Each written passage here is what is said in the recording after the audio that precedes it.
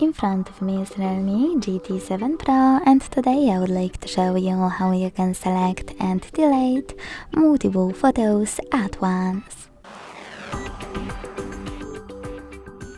Begin by opening Photos app and hitting Photos or Albums at the bottom.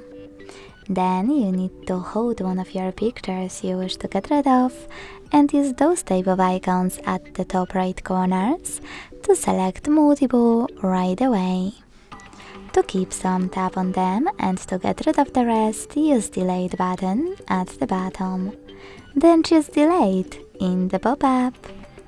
Thanks so much for watching. If you enjoyed this video, leave a like, comment and subscribe. Bye!